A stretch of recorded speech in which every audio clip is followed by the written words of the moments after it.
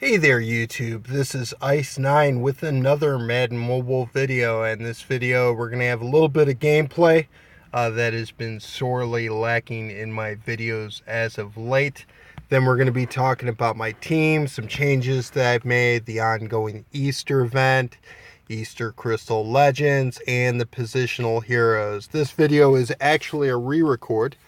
I did a video last night and somehow I hit that nice little flashing stop button in the lower right hand corner and cut the video off. So this is a re-record, and no proceeds were made in the making of this video. This is strictly amateur hour at this point, but I am going to re-record the video with all the content that I originally intended to put in it. So let's start with a little Hall of Fame head-to-head play, and I am down. So let's see what happened here. He started the game, ran into a counter, and I tried the Y stick to no success, and ooh, he got me with the double hitch. 3rd and 15, ouch. Alright, so he likes to throw to Gronk. He's not afraid to throw deep to Gronk as well. And let's look at our counters that we have set up for this guy. He likes to throw it. Let's ditch QB sneak. Not too worried about HB counter, but I am going to take away the hitch and leave FL drag in there. Actually change dive here to edge circle. The other play that he tried using. He could try any of the number of the tight end corner type of plays, including tight end corner. There's a number of plays with that kind of pattern, spot, flanker spot.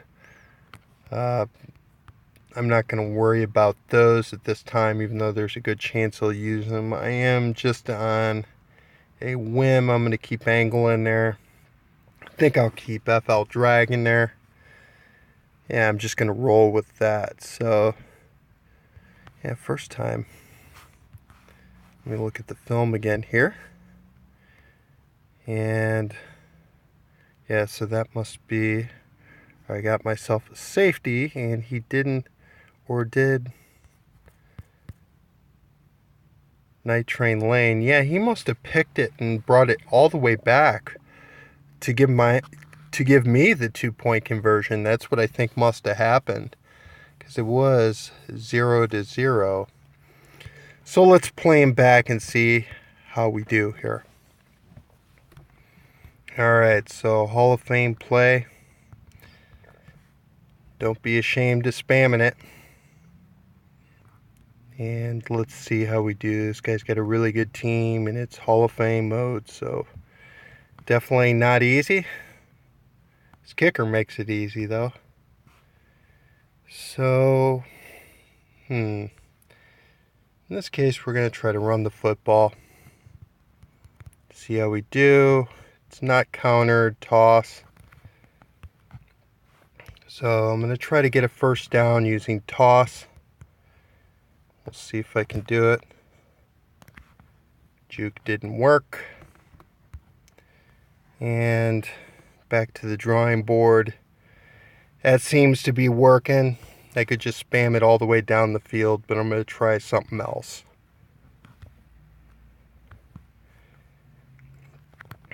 And that worked.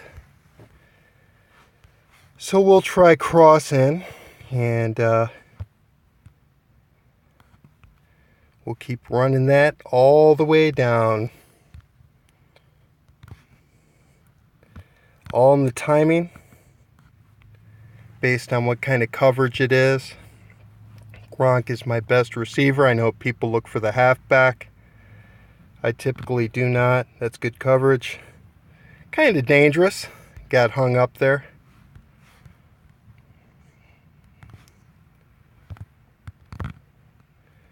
That was definitely later than what I wanted to throw that one. Sometimes when I got the recording stuff on, that makes a difference. And there's a drop. Could kick the field goal. We're not going to kick the field goal. And this is going to be a blitz. And take advantage of the blitz. Lobbed it instead of bullet that time. See what we get here. Oh, I tried to get rid of the football.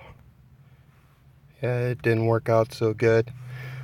Gonna be tough to get it back using this play, but I will try. Gosh, that pass rush. And really, 3 points is not going to do it here. It is just not going to do it. I got to try to get more of that back. So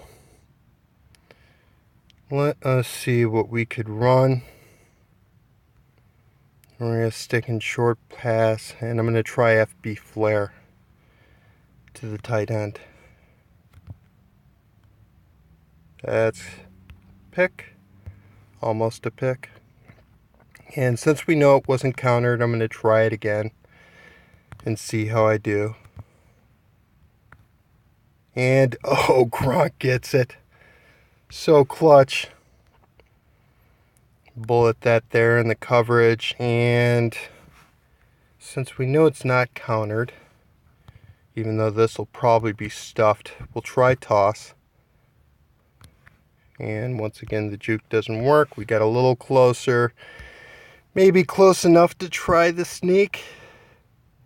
Oh, the touchdown. And so up 8. And what do we do here? You could beat me with a field goal if I don't score on my last drive. If I don't take the extra points. So I think I will be a wuss. And take that. So there we go. We answered back. And that's a pretty spammy, but other people are more talented to not spam, I guess. Or a lot of people who, say, oh, spamming is so stupid. They don't know how to play. Really, they'll use a bunch of plays in bad situations. And I did try to play pretty well situationally here, playing against a very tough defense in Hall of Fame, 101 defense. So, Goon Squad's turn. We'll see what he does. And hopefully he throws another pass to the tight end, and hopefully this time Chancellor makes a play. He hasn't made many plays for me since I've had him on the team. So anyways, a little bit of gameplay.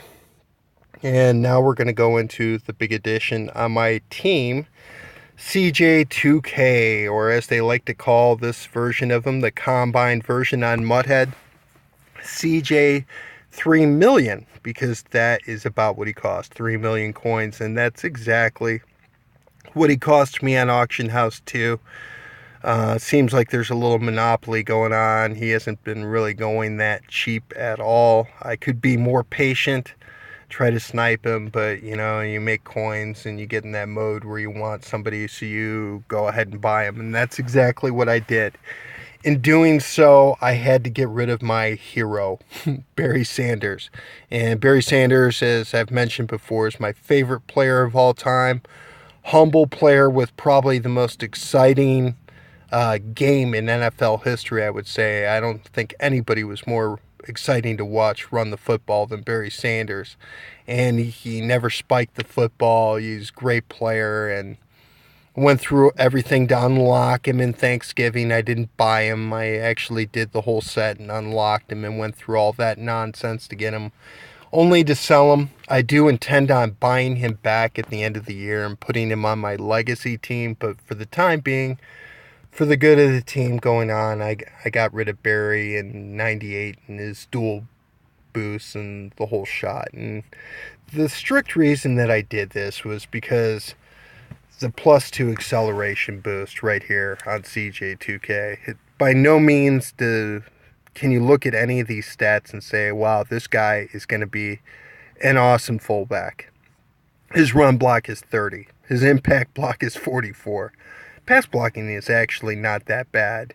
His catch number is good, which, as I mentioned before when I covered Combine, is going to be good for people who like to throw to the halfback. So that's going to be a good thing. But otherwise, not a great fullback. He is a 99 overall player, though, with +2 acceleration, which is a really great boost. And getting CJ2K's boost in there allows us to do a number of things.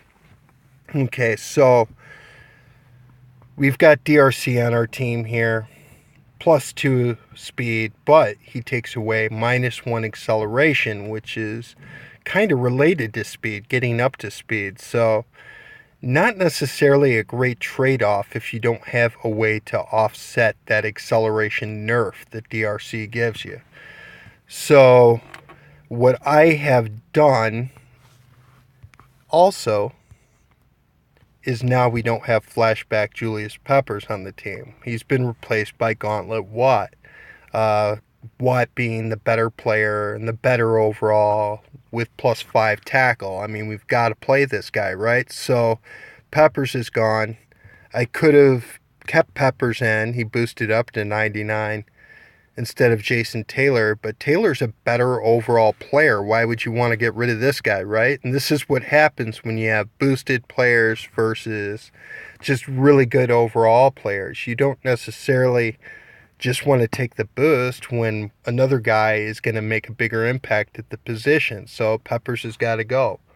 Because Peppers had to go, though, and he offset DRC's acceleration nerf, that means I am stuck with Kelsey until I can find a way to replace his boost and at the same time increase my overall, which is always what we want to do too. It's not all about overall, but it's certainly nice to go up in overall if at all possible.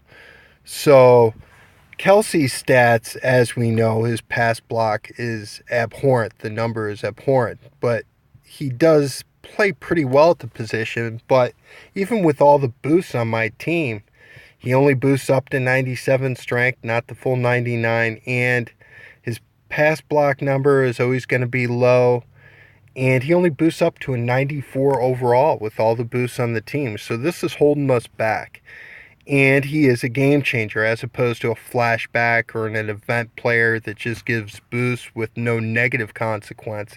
He's taken away from strength. So now that we got CJ2K, with the current lineup now, we've got +3 acceleration with DRC taken off once. That's a lot of acceleration. With Watkins and DRC, we have +4 speed. So we've got a pretty fast team, which makes a big difference, especially in Hall of Fame. And you could kind of see how Gronk was outrunning his his guy there, a linebacker. And it makes a big difference on defense. So all the speed and acceleration boosts that we can get are great on a team. But Kelsey's got to go away. So CJ2K on here, even with DRC's speed boost and taking away 1 acceleration, we still have boosted 1 acceleration, which isn't bad at all. And then because Kelsey takes away strength, if we replace him with, say, the obvious replacement for Kelsey would be, let's take a look here. And I got my eye on Richburg, actually. I mean, look at this guy's stats, and they're phenomenal, and very balanced pass and run block and really high impact block. So 98 overall, he would be a great choice to put in there at center. So we replace Kelsey at center with Richburg. And we're going to have +1 strength because of that. Because we have +1 strength, we can get rid of this guy and only be down 1 strength. And this guy takes away agility. And as you can see right now, the agility is red. That means it's being lowered because I have Foster and Burfict on the team with the same boost and takeaway. So Burfict's perfectly fine. He's a pretty high overall, but if we get rid of Foster here and get a better blocker, somebody who can run a little bit faster, which would be a lot of offensive guards at this point, which is good for the run blocking. He doesn't have a real high run block or impact block, so we can make improvement at this position. And if we get rid of Foster, then we're losing. We'll be at basically neutral agility because Perfect is offset by Mean Joe Green at defensive tackle. So we get rid of this guy, and that's just a whole chain event, but none of it could have happened unless we had an acceleration boost to offset DRC's negative acceleration. So that is basically what I'm looking at there. Eventually, Greco will go away, even though I think he's pretty good. And Lane Johnson, who's really good at tackle, actually, he's going to go away as well. Hopefully, one of these days, we find a way to get Sammy Watkins off the team. As we could see, when we put Rice in, it takes us up to a one-on-one offense. But I still do, especially again in Hall of Fame, in all Madden modes, I do like the way my team plays with him. So one good thing about this too is I knew I was getting rid of Barry. I was going to have negative, basically agility was going to be nerfed, and you could see in Emmett it's down to 97. And I wanted to try out and see, because with all the agility boosts on my team, positively boosted agility, Emmett does a lot of agility trucking. And one of the things about agility trucks versus a strength truck is a strength truck is a quicker move, and it usually leaves the player in line with where he was running, whereas an agility truck a lot of the times will take the player to either side, where a lot of times he is tackled. So it's a slower move, and it takes the runner offline. So I wanted to see if he would strength truck more if he had higher strength and agility. This is not so far proven to be the case. In 2 days of playing head-to-head and league games, he's still been agility trucking more often than not. So I don't know what to say about that, but I guess I just got to deal with it. What can you say? All right, onwards to this week's positional heroes. And we have a 99, and it's a punter. So this is really cool. A punter, 99 with 92 speed. It's amazing. Kick power is great. I mean, who cares? I mean, this is a card that we want for overall on our team. And eventually, on the legacy team, why not put in a 99 punter? He'll increase your overall. There's really no detriment to gameplay at all. The only detriment is to your coins, right? He's expensive. And part of the expense is going to be these elite punters. They can be kind of expensive and kind of rare. And the gold punters as well. Silver punters bring 5,000 coins. So punters in general are expensive.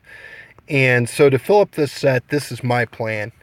I'm just going to chip away at it a little bit at a time, and whenever I get it done, I get it done. It really doesn't have that much of a big impact on gameplay. It's just for basically bragging rights, and overall is the reason that you want this guy. But still, that's pretty cool. It's a 99 player. He does require less players at his position, thankfully, than the other positional heroes. Now, the other positional hero, we've got our other guard in Mathis. So what we're going to do is compare Mathis and other 98 guards out there in this game.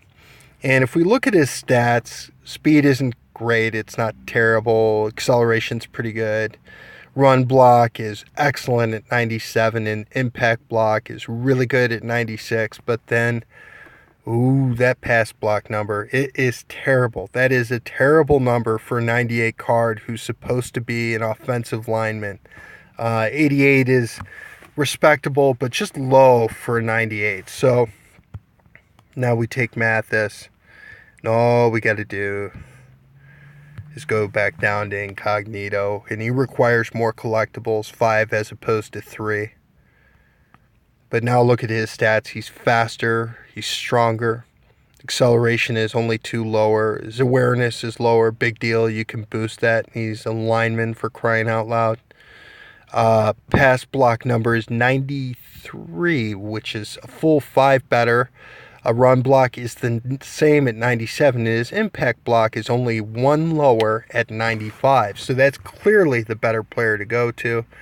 And as you can see, I have, you know, the necessary players working on that set. So hope to unlock him. So we're at 3 million coins. A lot because we sold Barry. And let's go into the Easter event. And basically what I've been doing is been playing this here live event. Been playing the live events and been playing the heck out of them.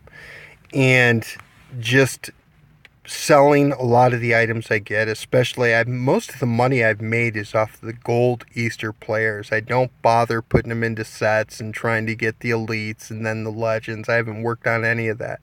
I'm just selling the gold players depending on when. It's between 8,000 and 9,000 coins is what I've been getting pretty consistently. They don't always instant sell at that, but they usually do sell at that price, especially if you could, you know, set your auction stand for like 4 o'clock in the afternoon is ideal, right when people are getting home from work and from school, and that's when a lot of people are on the auction house, and that's when you'll get the most money, as well as a weekend. But I'm selling them as I go along, so sitting pretty good at 3 million coins. And I've also, too, I have not by any means, look at this Levante David card, play recognition of 97, folks. This is a phenomenal card. Not very strong, so I wouldn't necessarily want him anywhere but the 3-4, but that's a great card. That really is a great card. But basically what I've been doing, and I'm leaving players in the auction house now so they're not taking up space in the bench, is I've been selling some silvers and trying to free up space is basically what I am doing. These elites aren't going for anything, so I don't know. I'll figure out something to do with all those Romos. I have no idea what. I've got a good amount of these gold Easter players, and they've been awesome for me. I've been buying up some gold players, and I've basically been taking these here bronzes and converting them into silvers as well as trophies, because they're not selling for anything. So what's the point? As you can see, I've been playing a lot. Got a lot of eggs. Actually getting down on eggs a little bit.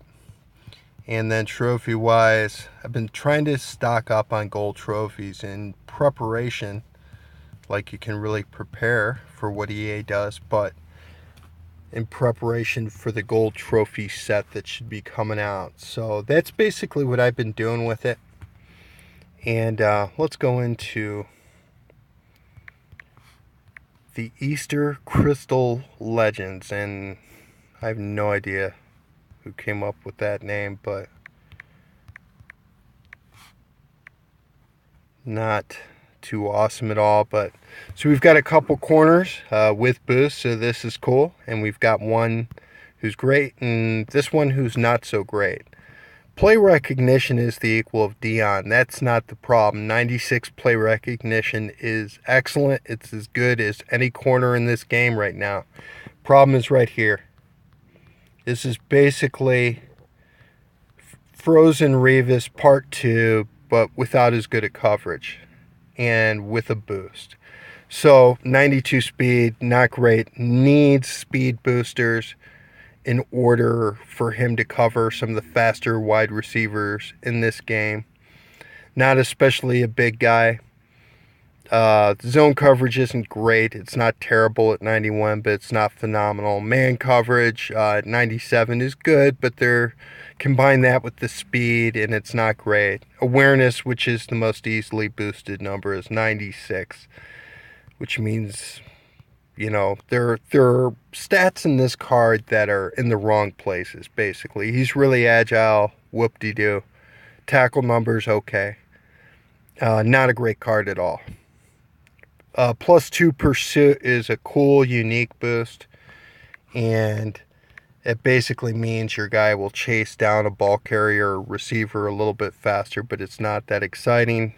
Now we see a lot less Barbers. He's more in demand. He's more expensive.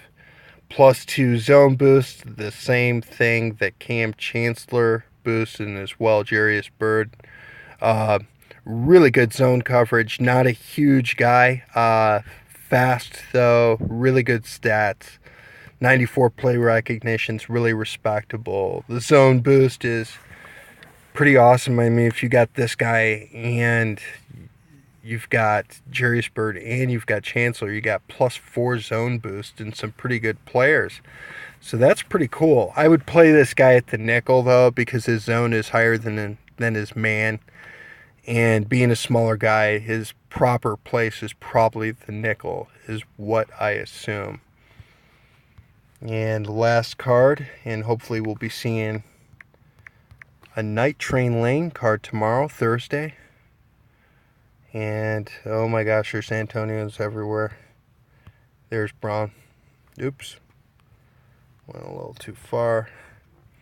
+2 catch. Not real strong. This is really a receiver in the mold of OBJ, but he's got really low jump and he's short, so he won't go up and get anything. Probably good in the slot. The boost is okay. It might help out in Hall of Fame and all Madden settings, even if you got OBJ, to have a little extra catch. But overall, I would not say he's a great player. I mean, he's fast, but he's really not very strong at all. And his jump's low and he's short. So, not too much exciting about that card. And because of that, he's going under 1 million coins. So, that is basically it, though. I just wanted to record the video. Got a little bit of gameplay in there. And shout out to Popper Raider and also Aiden Sapphire. They have videos on Madden Mobile as well. They are in my YouTube subscriptions. Thank you for watching.